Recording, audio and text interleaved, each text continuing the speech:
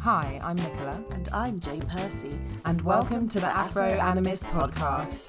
We are two animists and spiritual practitioners exploring the secular through the spiritual, discussing life experiences through a sacred lens. Each week we share our experiences and dive deep into everything in life, from philosophy, metaphysics, obeah, occultism, shamanism, culture, healing, nature, animism, the arts, pop culture, conspiracies, psychedelics and witchcraft.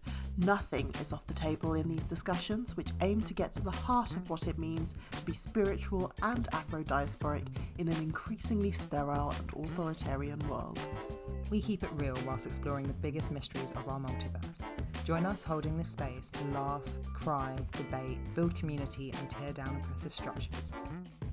Welcome, welcome, welcome, beautiful, beautiful being of the multiverse to the Afro-Animist Podcast. You are here with me today, Love. And me, Nikki. And yeah. What are we talking about? I was just going to say some words. I don't know why. Well, no, it's why you're here. It's why we're here. We're going to do a bit of a continuation on last week's episode, which was girlbossing, because the entire topic of feminism can't be fit into one or even two episodes of podcasting. Honestly, there is a whole wealth of knowledge on this. There are whole university, PhDs, master's courses on this. So anything we are saying here are opinions that we have come to through our framework, or it is simply us recounting what we've read or heard from other people's opinions.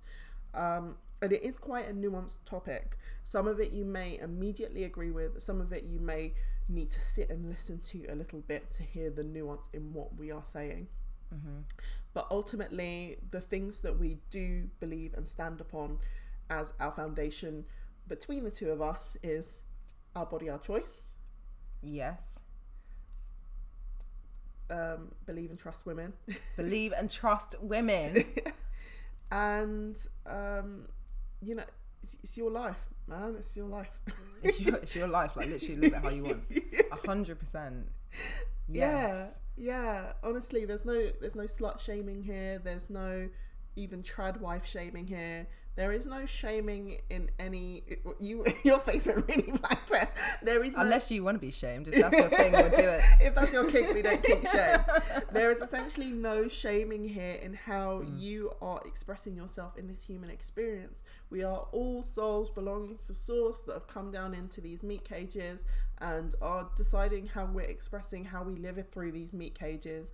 I think so much of the time we put too much emphasis on the fact that we are the whole meat cage when that's just a part of the... You are not the meat cage. You animate the meat cage. It's a part of it. We've come down onto Earth, and we are women and we identify as women. So this is our kind of thoughts and learnings around that specific experience. Exactly, and that's it. And I think to really lead with that, this is experience as well. So like obviously we're going to hear a lot from Love today because she's super educated and eloquent on this subject, but you know, just being women, like we have an expertise. So but also it is just that, like, I really love the way that you said just listen, because actually sometimes things can sound triggering that actually if you genuinely listen to them, they're not. So open minds. We're not passing judgment, and we would appreciate if you're here listening that you don't pass judgment either, but you also engage with us in the conversation. Also, we're women assigned female at birth who ascribe to the fact that we are women. We feel like women, so this is going to be our opinion exactly of that experience. I also don't want to have to overly explain that every time we say women and stuff like that. Like, let's just be there with it. Okay. So we spoke a little bit on the last episode about Gloria Steinem and this idea of how much infiltration has been done in the feminist movement. So we're going to be talking a little bit about that today. We're going to also be talking a little bit about the Kybalion and those principles of gender and what that means in spirituality there. And I guess just as one final precursor to this episode, we really want you to just draw a distinction between the sentiments and the movements of people and their belief and ideology, and the actions of corporations, of the ruling overclass. I also want to draw one final distinction here. There is going to be a difference in what I'm talking about in terms of the sentiments and the movements of the ideology of the people, the vox populi, the voice of the people, and the movements, I don't even want to say sentiments, the movements of the elite ruling class. I don't even want to call them elite. I feel like this is like word spells that we put into our daily lives by calling them the elite. They're not elite, they are just the ruling class, people in positions of power who have the money to fund the specific movements they want. Because what can be true about these things is the sentiments of the people are entirely pure, and they're entirely for the betterment of human growth, society. However, sometimes we have these movements that come in that are funded by the ruling class, and they have their own goals, their own aims and initiatives, and will piggyback on these sentiments and turn these movements into something that was completely different than it was originally expected to be. And I say all of this because I want to talk to you a bit about Margaret Sanger and birth control. Have you been on birth control in your life at any point? Well, love, I have. Sorry. No, that was a perfect response. We've had this conversation. We might have planned this, yeah.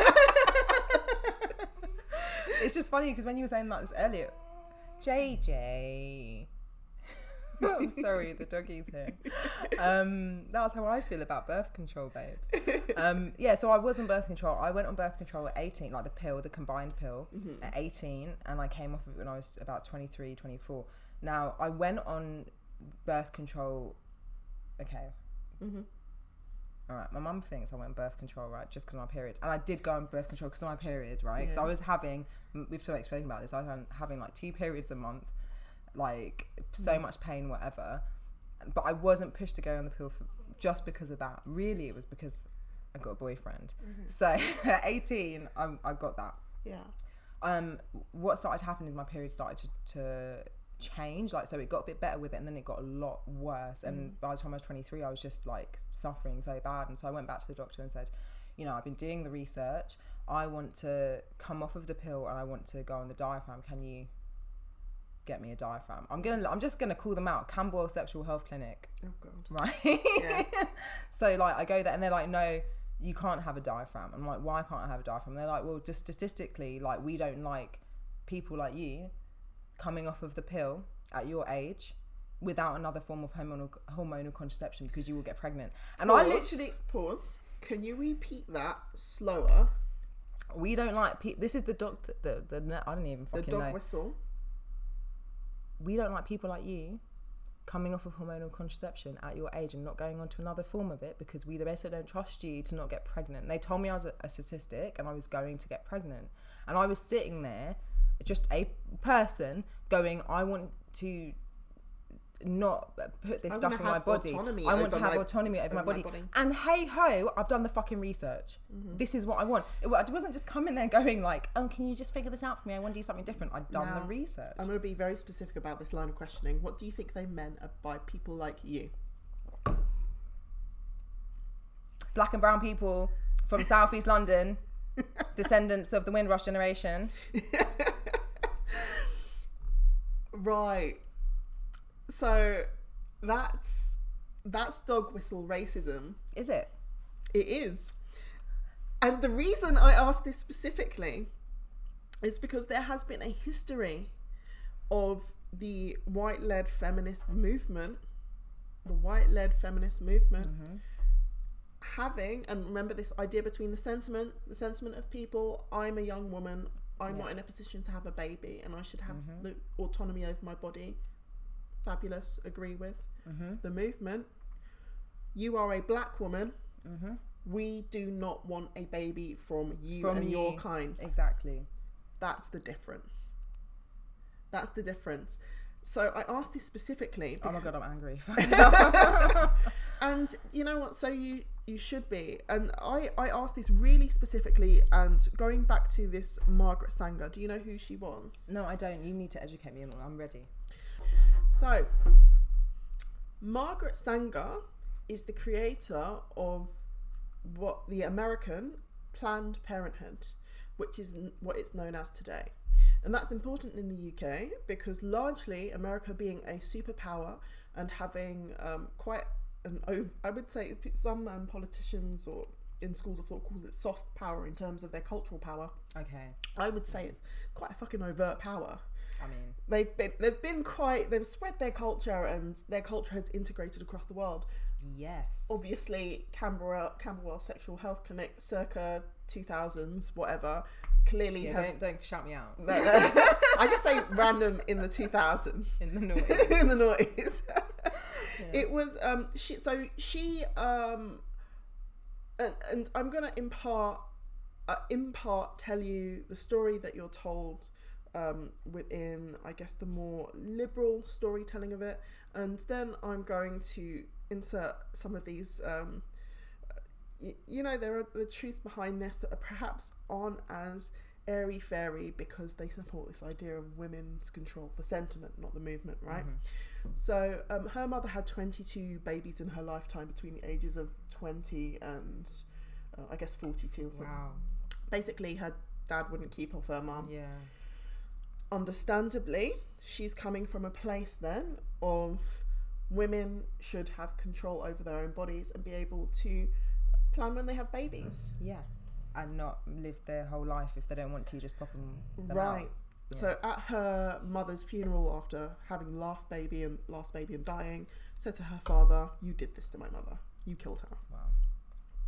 So obviously with this trauma and this hurt, she's then gone forward, and I don't know much about her contacts or links, but she somehow managed to found a philanthropist. So I have no idea how she's had access to this, but she managed to find a philanthropist to fund the research of the first pill. First pill. And this has then started in the... she started the first birth control clinic, looking at my notes here, 1916.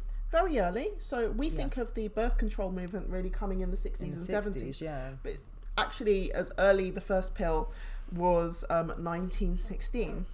So the story of this is told as of her being this kind of...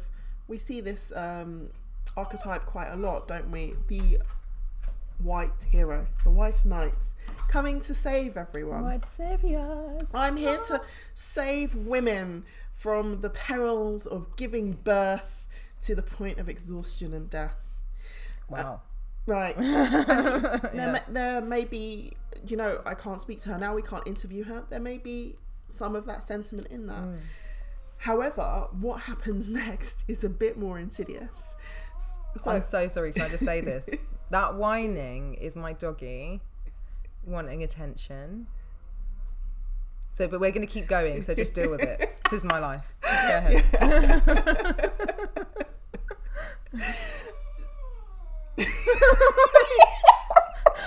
JJ, come for some rubs, and I can talk into your face. Yeah, JJ. Come here. Yeah, sweet pie. Do you remember what you're talking about? I absolutely do. So it gets a lot more insidious because as she's going through numerous interviews, everything starts to get a bit more seedy and a bit more eugenicsy. So here's a quote from her directly. "I personally believe in the sterilization of the feeble-minded, the insane, and the syphilitic." Margaret Sanger, Birth Control and Racial Betterment, February 1919. Hang on, let me just bring that up again. JJ, be quiet, my love. All right, I personally believe in sterilization of the feeble-minded, insane, and the syphilitic. I mean, maybe the syphilitic, it's okay. They just shouldn't be having sex with anybody. I'm sorry, guys. You come here for it. I can't help it. Sorry. No, it's terrible. So it's fucking terrible. In the first instance, she's advocating for this, getting rid of pregnancies where there perhaps might be a problem, a physical ailment with the baby itself, and that becomes quite eugenicsy. And what becomes also very quite eugenicsy is the fact that she then says, you know, she thinks everyone who has a baby should have to have an IQ test. Now, What? right, so Oh my God, let me get back on the camera. so some of you may be thinking, oh yeah, I kind of agree with that. I know some idiots with kids and they should never have kids. But No comment. the IQ test itself is designed around a white paradigm, and it's not it's what's the intelligence quotient? Is that what IQ stands for? Yes. But it's not an emotional quotient. And more we're seeing in sort of psychotherapeutic neurological contexts that actually it's the emotional intelligence of the parent which can have the bigger effect on how the children grow up to be either good members of society that get on non-violently or whether they get on violently. Well, I mean, that makes a lot of sense. So her saying it should be IQ tested. If we lived in the universe where she did these IQ tests and then you could have a baby, it really starts to create a whole new different timeline. And once again, the IQ test was based on white ideals. It didn't necessarily take into account, different, and it's not. Don't get me wrong here. I'm not saying that if you're a person of color, you have a different level of intelligence.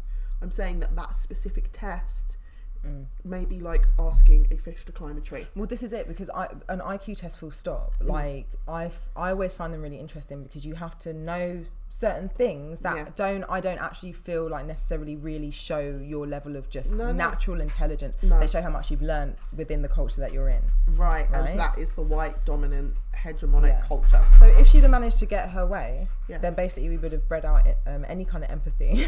Yeah, basically in the population.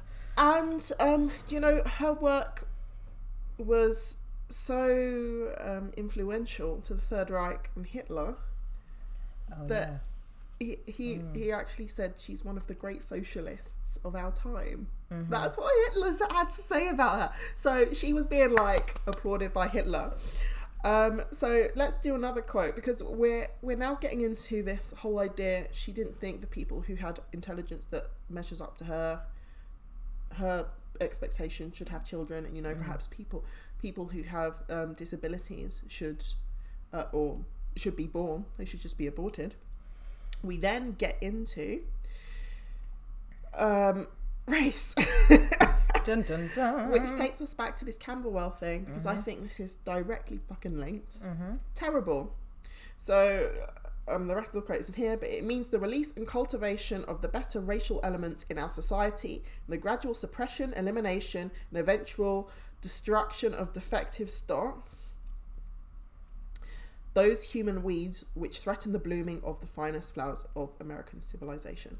So her whole thing, this pill, it wasn't just necessarily about helping mums to have fewer babies. It was directly linked to the fact that she thought that black people shouldn't be reproducing.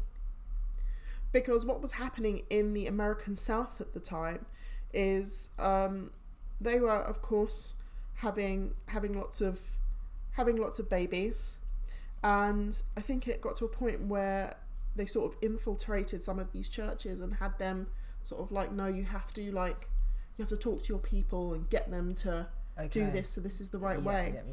And then you had this issue with African Americans being overrepresented in abortion rates. So 1 out of 3 of them were having abortions, but they only represent 13% of the population. Fucking hell. So there's a misrepresentation.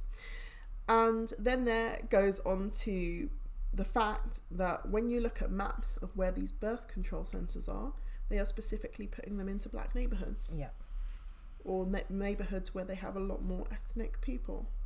It's not necessarily going to be in your equivalent of Welwyn Garden City, whatever it is. It's going to be in your equivalents of Peckham. The reason I come back to this, and none of this is conspiracy, by the way, and none of this is going to say again that people shouldn't have access to abortion. Once again, we're talking about the sentiment of the people and the conspiracy of the ruling class. Two things are true here. You should absolutely be able to have your own autonomy to your body, and that includes choosing when you should become a parent. Does that mean that their sentiments are pure? No. Yeah, I think we've discovered that is a hell no. They're not pure. And this can be a really difficult and, once again, a nuanced conversation to have, because when you start to go into this territory, you can get compared to these kind of like Candace Owen figures and ultra conservative. No, I think it's so much more grey than that. 100%. And you know, all my life, I guess, as virtue of being someone who straddles two worlds anyway, being British and Afro-Caribbean, I've always had this perspective that, you know, perhaps things aren't as literally black and white as they seem. 100%. Maybe they literally exist in that grey beige area.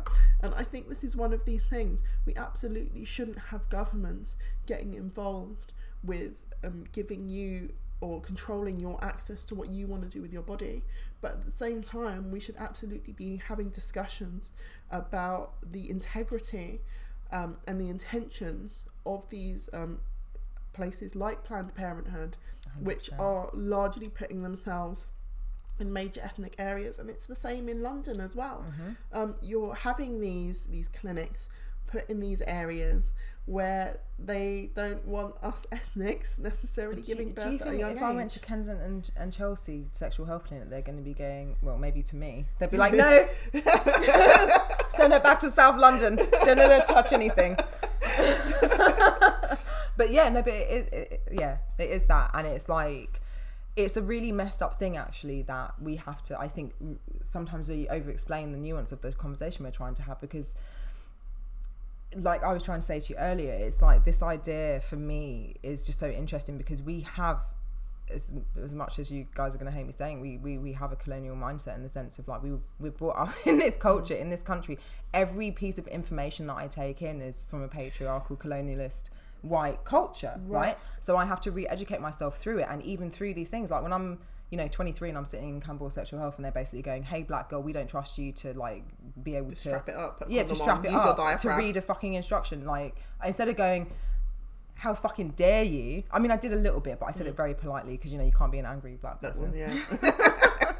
No. But it is this interesting thing of like going, this is what I want and I need, and then actually sitting there and really considering that from like all perspectives. Like I do this a lot where I look out into the world and I kind of go like, I'm understanding less and less and less like what it is I'm supposed to want and how I'm supposed to want it, because I'm starting to see that you're talking about. There are things that I feel like I need, and there are things that I'm being told that I should be and that I need, and some of them are the same and some of them are vastly different, and it's just, that's why we're having the conversation, really, isn't it? It really is. It really is. And I think it's important to understand how some of these movements, which are founded in the purity of the people, are so corrupted. And the reason that's important is because it corrupts our lives. 100%. It corrupts our lives. The fact that you have, do you know, there are sort of big conversations going on around at the moment of like child services taking children from poor families because they can't afford like a bed that's on a proper stand, but then these rich women will put their Montessori beds on the floor. So, but because you've got that. But could you afford to buy them a bed? If you can afford to buy them a bed, then you can make your own choices. But then it's just, it feels really sort of like an offshoot of what they did in these like residential schools in the Native Americans and in Aboriginals in Australia, where they would take Indigenous children off of parents to rehome them with white people in order to re-educate them in the white way. It feels that level of insidious, do you know? I mean, it is, and I think that, maybe we don't see it in the same way now, because that isn't happening as overtly like that. Like, they're not just taking your child away, sterilising the kid and whatever, but like the way that education happens for the working class in general, in this country, I don't know the statistics, actually, the reality now of like what level of race is working class here, but you know, in general, that's what you're going to get, a lot of ethnic people in the working class. Yeah, it's just yeah, going back to this idea of the infiltration of the pure ideals of feminism for, I guess, capitalistic taxman gain. And last week I spoke a bit about Gloria Steinem, and I did get her name right, so I'm very happy. Do you know when I was like, I got her name right? Yes, I was so happy with that. It could be hard to remember a lot of information when you're someone who just like reads everything, right? So Gloria Steinem was like a big feminist in the 60s and 70s. And I guess she's relatively about as an older woman now, and occasionally does like interviews and whatnot. Okay. But she was the head of Ms. magazine, which Ms. a feminist magazine. Not Ms. Oh, I loved Ms. I was gonna say, shut the fuck up. Not Ms. I loved right, Ms. You get your favorite like NSYNC lyrics and some lip gloss on the front. Oh, the irony that they're both called it pretty much the exact same thing. No, this is Ms. MS. Okay. And on one of the front covers of this quite big feminist magazine back at the time, she put this author called Michelle Wallace, who was a relatively young woman in her early 20s, and wrote this book called Black Macho and the Myth of the Superwoman. And she really went to promoting this book. Now, the problem with this book wasn't necessarily that this Michelle had come up with her own thesis, her own formula, and decided to write it down. You know, you as much as anyone can respect that someone, I wrote a thing, like, good for you, or critique it as it is. But it's the fact that this book was then pushed as Gloria Steinem as like, she is the leader of black feminists, this Michelle Wallace, and this is the black feminist book. Okay, yeah. But the problem with this book is it's throughout it's supposed to be quite disparaging towards black men, and is sort of saying we don't need the black man in the home anymore, like women doing it for themselves. As of what she's promoting, that black women should just be black women independence, like entirely. Okay. But it's not this idea of chosen independence, standing on your own 2 feet. It is just this idea of like, we're literally going to break apart the family in order to be by ourselves, and almost like this hyper independence trauma response. Okay. So this is where it gets quite tricky, because we spoke about last week, there's no virtue in staying in a relationship for you or the kids if you're at each other's throats, or if there's an abuse in a relationship. 100%, yeah. You just shouldn't do that. We've got so much neuroscience and study now to just show like, this is how it fucks up your kid when you just stay together for the kids. Yeah. Like, it isn't great. Yeah. But the fact that Gloria Steinem had pushed this book and really marketed this book to essentially break apart the family is thought to, in terms of conspiracy theories, be a part of her work in the CIA to break up the black family. So then what you have as a result of that is single mothered homes being overrepresented in the black community, and then making it easier for the cocaine import agency, the CIA, to then crack into neighborhoods and arrest these men at disproportionate rates, push through legislation through bodies like, I think it's called ALEC, the American Legislative Executive Council. Okay. So what they do is they write laws specifically for corporations, and corporations like, this will make me profits, tick it off. Okay. And then they put it into their Congress and then agree it that way. So it's essentially, you have a corporatocracy with corporations through this body called ALEC choosing their laws, and the people aren't choosing their laws. Once again, movements and sentiments of people, very different. You've got then corporations choosing this. So this whole thing is wrapped up in this idea that by getting the black woman away from the black man and splitting up the black home, we can completely destroy this idea of their family. We can then over-arrest the men. We can then put in laws in place that allow us to over-arrest the men, because you can just put in arbitrary laws to put them into prison. And then that funds us more money, because prisons make money. You can buy stocks for prisons in throughout the globe. Of course you can, yeah. And it once again, it goes into this idea of feminism being infiltrated, and this in the black community, using the black community as pawns. So is this this is fact, right? Or is this what you're saying is a conspiracy theory? No, the ALEC is fact. The ALEC is fact.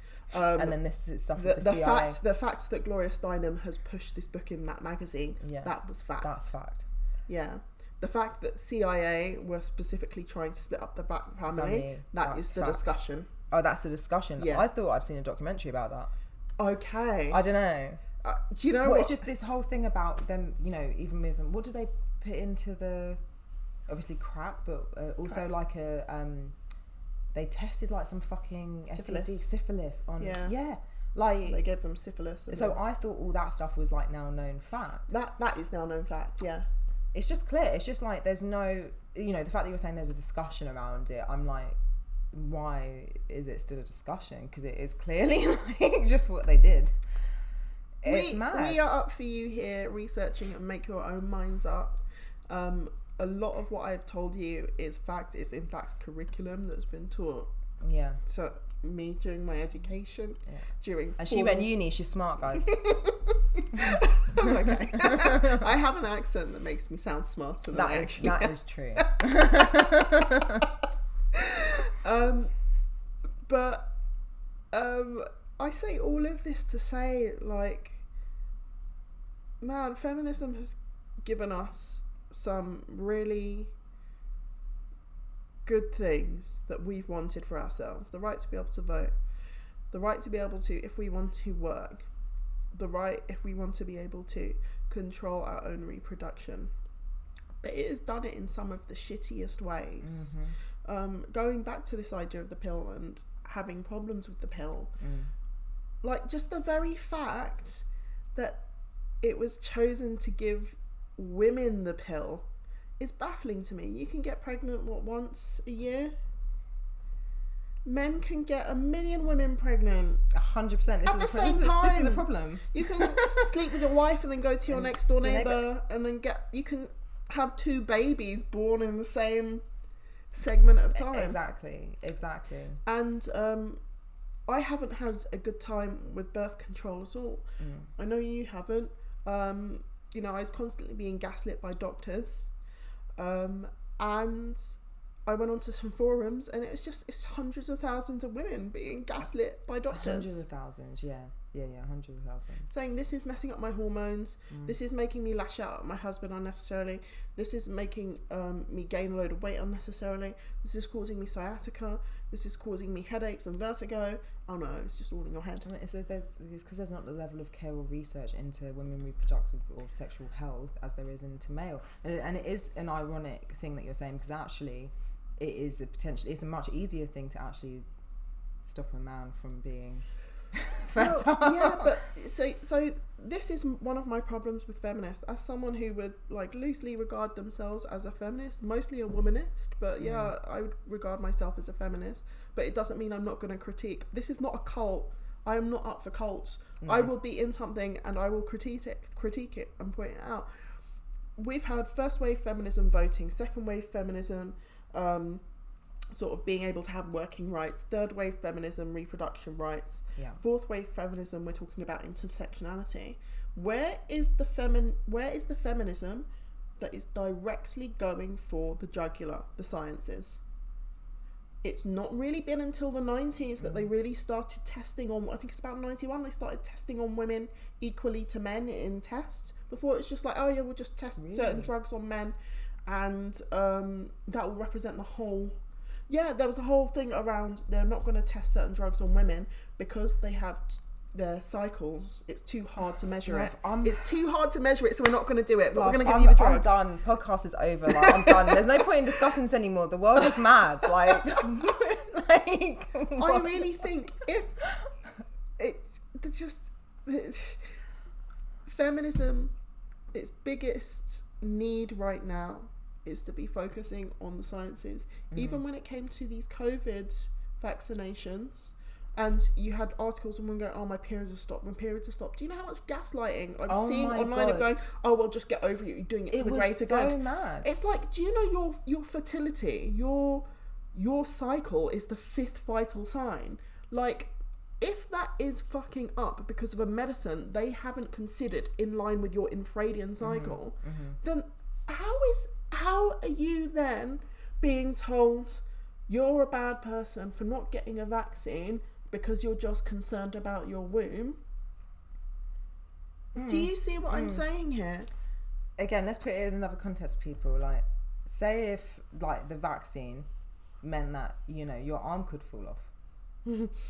I think then, like, people would have a different conversation because about it could have happened to men too. Because it could have happened to men too. And it's something obvious in your face, you know, whereas all this stuff, and this is the thing that bothers me, all these things, all these concepts, all these things, it's like they are kind of almost treated, especially with women's health and stuff, like they're discussions like over there rather than things that are like important to do now.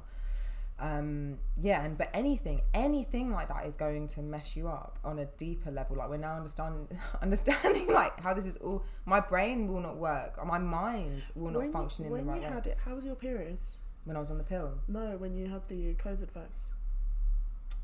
But I went.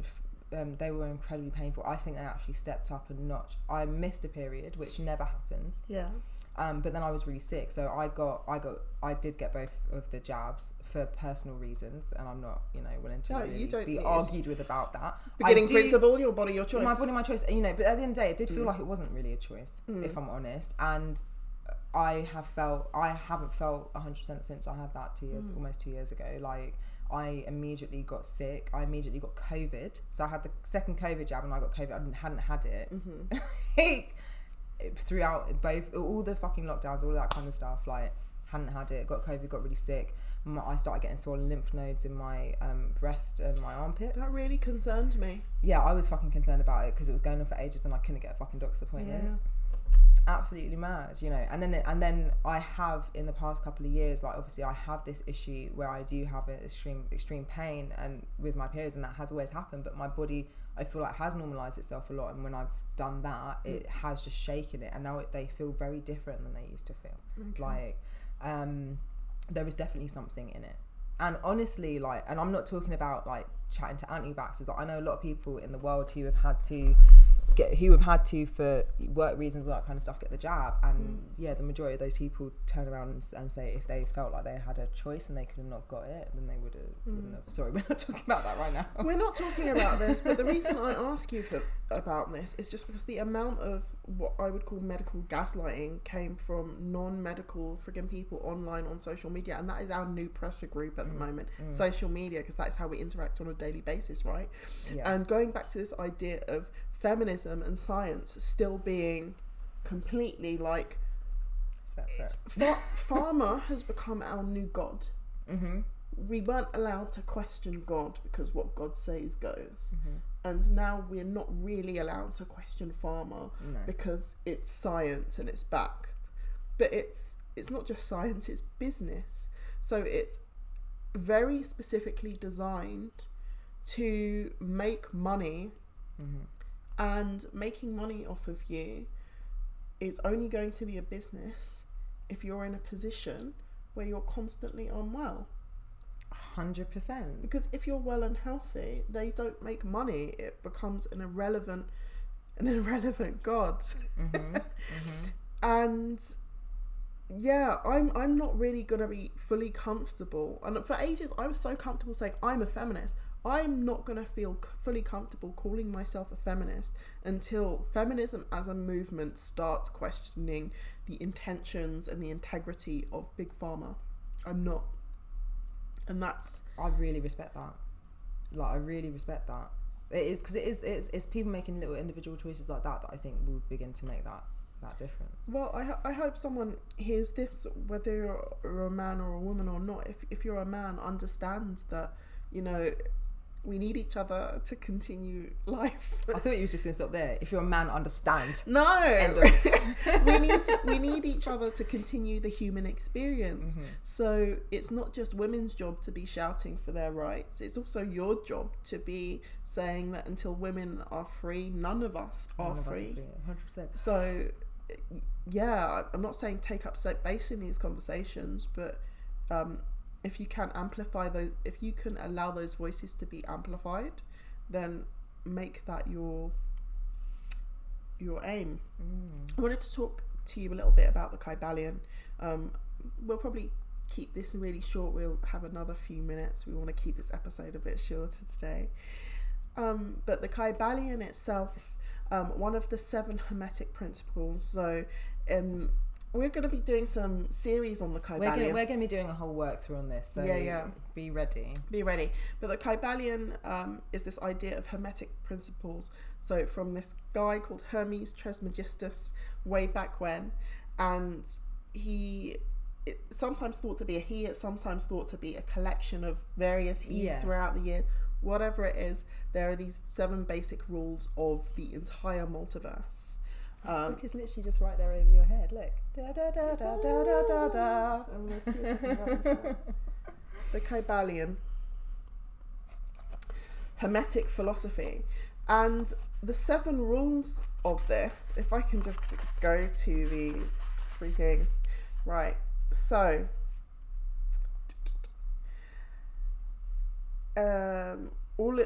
there is gender in everything. There is rhythm in everything. There is vibration in everything. There's polarity in everything. There's causation in everything, and the all exist in everything. Is that it? Yeah. Open to the. Okay, we said this was gonna be short, but now we've got a book out. Yeah. I did know this off by heart. We did know it off by heart. So yeah. Do these ones. Okay, so there's the principle of mentalism. Everything is mind. So the universe is mental. So we're thought to be in the mind of the universe. Yeah, not like it's mental, bruv. It is a bit mental, bruv, but like it's all within. It's all within. We're all within the mind of the universe. So we think of ourselves as very material, but actually we're a part of this mind lattice. Yes. The principle of correspondence. You may be familiar with this saying: "As above, so below; as within, so without." Mm-hmm. So anything that happens on this plane is kind of happening in a cosmic plane, and vice versa. Mm-hmm. Or anything that happens in your personal life is a reflection of what's happening on the earthly plane at a bigger scale. Yeah. Wow, I need to sort my life out then, because fucking hell. What's going on at the moment? It's just all crazy. The world is crazy. Is it my fault? I think, I it's don't my know. fault. It might be our fault because Guyana and Venezuela are threatening to do a war, and then China are sending warships to the Middle East. Oh yeah, I heard that. As within, so without. Be peaceful within. The bunker is ready, guys. I've got the tin food, some dry pasta. Let's not. No, I'm sorry. Not yet. No, that's not the vibration, which goes on to the next one. The principle of vibration. Nothing rests, everything moves, everything vibrates. You're probably wondering why we're talking about this in a feminist episode, but we'll get round to it. If you've ever worked with psychedelics, you will know that everything vibrates, and it's not hallucination. And also you understand that the universe is mental if you've worked with those as well. Yeah, you really will. Yeah, absolutely. And it's not. None of this is hallucination when you're working with plant medicines. By the way, I hate that word. Yeah, I probably explained in another episode. Do some listening, you'll find out where I've had one all around about that. Principle of polarity. Everything is dual. Everything has poles. Everything has a pair of opposites. Like and unlike are the same. Opposites are identical in nature but different in degree. Extremes meet. All truths are half truths, and all paradoxes may be reconciled. I love that. Yeah, I just love that so much. All paradoxes. The principle of rhythm, everything flows in and out, everything has its tides, everything rises and falls. The pendulum swing manifests in everything. The measure of the swing to the right is the measure of the swing to the left. So when we see these movements of far right movements, and then we see these heavy swings of far left movements, eventually it comes back around. When we see markets make tons of money, and then everyone's really poor, and then everyone makes tons of money, and it's all a part of the law of the universe. I almost feel like this is one of the most important ones to understand as like a modern human, like just the balance, like and the swing of that, and also just like, have you heard the thing of like I sometimes sit in this, even though I'm a bit anti some things, but like to be anti something is to support it. Oh yeah. You know, so it's you hear that a lot in manifestation. Like it's the war on drugs, the war on terror. Well, if you're doing the war on things, you're just making more of these things.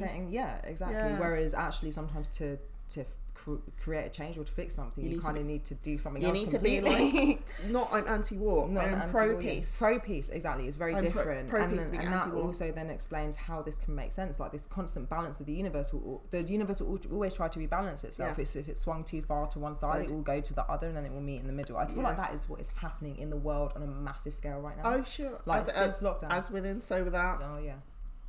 The principle of cause and effect. Sorry, I would let you talk more on this, but we want to do a whole series on this, and I want to get to the part that actually relates to feminism, which seems to be at the end. I'm stopping talking now. Just go. Every cause has the principle of cause and effect. Every cause has its effect. Every effect has its cause. Everything happens according to law. Chance is but a name for law not recognized. There are many planes of causation, but nothing escapes law. Chance is but a name for law not recognized. Oh, we get to number 7. This is the one. It's so funny. It's at the end. This is the one that is relating to feminism, I guess. We will make it so. Gender is in everything. Everything has its masculine and feminine principles. Gender manifests on all planes. Now, we're talking about gender, not sex. Sex is the physical manifestation. Gender is the spiritual concept. And gender is in everything. Everything has its masculine and feminine principles. So within the both of us, we have our masculine and our feminine principles. A lot of the masculine relates to the material and the logical. A lot of the feminine relates to the spiritual and the intuitive and the inner, the unseen. And the reason we talk about the Kybalion in terms of feminism is that it's important to recognize that if we're going through all of these principles, there is some kind of innate balance that needs to be found. And feminism has been this bridge that has sought to find that, because we are in a society that has been largely patriarchal. We're in the age of Pisces at the moment. Going into the age of Aquarius. Apparently, I mean, there's a whole conversation about but there was, maybe you haven't thought about this, there was a time where we went through the age of Cancer. And the age of Cancer was a focus on matriarchal families, matriarchal values. It was when we first developed our agriculture and the home, and that was the era where we first, as a civilization, decided to build those things. So Cancer is normally thought of in astrology as a mother sign. And it was a while ago, that age. It was a while ago, several thousand years ago. several thousand years ago. But then we look at feminism coming up in this very patriarchal age at the moment. We can absolutely see, when relating it back to the Kybalion, why it needed to form itself, because the pendulum had swung too far in one direction. So, for all intents and purposes, feminism has been spiritually necessary. But guys, you need to take it into your hands and what that means in your communities, instead of letting it be farmed out to the likes of these insidious agencies and Bill Gates Foundation funded nonsense that essentially seeks to kill off our communities, instead of finding ways to make community support so strong and so prevalent that you don't have to have the immediate worries about having a child. Maybe you do want to have one, but your worries are financial, your worries are community based, your worries are mental health based. We have whole societies that are supporting those things. Then you don't need to worry about that, and then choice truly becomes a choice. I do want to have a child, I don't want to have a child, because it's not a choice if you're saying I want to have a child, but capitalism. That's not a choice. No, 100%. And let's not get into it. I don't know, I've got so many feelings about this right now. So many feelings about it, because it's just there's so much actually that isn't fair. No, Coercion isn't consent. Coercion is never ever consent. It never will be. It never has been. And when we live in a capitalist structure that takes away your consent through the coercion of making you poverty stricken and in poor mental health, because there are corresponding rates to poverty and mental ill health. I mean, of course. Don't have your stability, you're not going to be all there. 100%. Take a look into your feminism. Take a look into your thoughts about feminism. Please don't just buy into the narrative of feminism that you've been given. Really research it. Really understand it from all angles. And I promise you will get to a place where it is more community-centric and it is less capitalist-centric. Yeah. Just going back to our last episode, this Girlboss nonsense, it's purely for capitalism. It doesn't care about you or your mental health. 100%. Yeah. Or your community. It doesn't. Yeah. Wow. Mic drop. Might fucking drop, boy. Isn't she wonderful? I'm she wonderful? okay.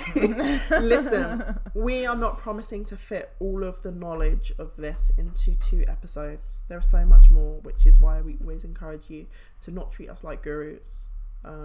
Just treat us like soundboards or mirrors to reflect your own curiosity, because that's all we do. Stay curious. All your crazy mates who live on the internet. Yeah, I like that. We're like your... Okay, so I heard this thing. This is my closing thought, right? Okay. The other day I learned that in the 19th century, like, if you were really rich, you could pay for, like, a garden hermit.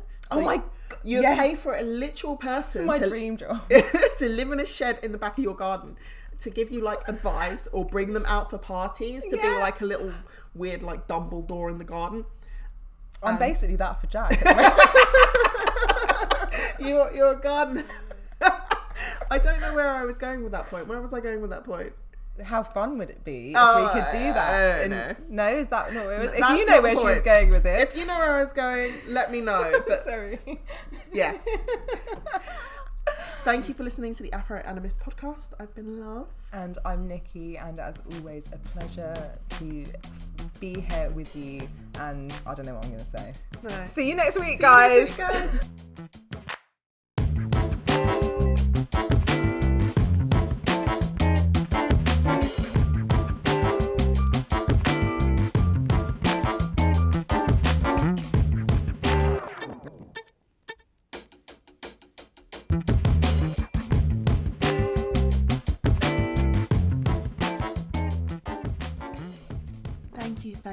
Thank you, beautiful being of the multiverse, for joining us on the Afro Animist podcast. If you want to get stuck into the conversation or have a question about anything we speak about here, join our mailing list and find us on our socials. On TikTok and Instagram, find us at the Afro Animist podcast. On Twitter, you can find us at Afro Animist. If you're listening to us on Spotify or Apple Music, you can also find this talk on YouTube. Just search for us and we will pop up as if by magic. If you're loving what we're talking about here, share, like, and subscribe. And remember to leave us a thumbs up or 5-star rating on your favourite platform.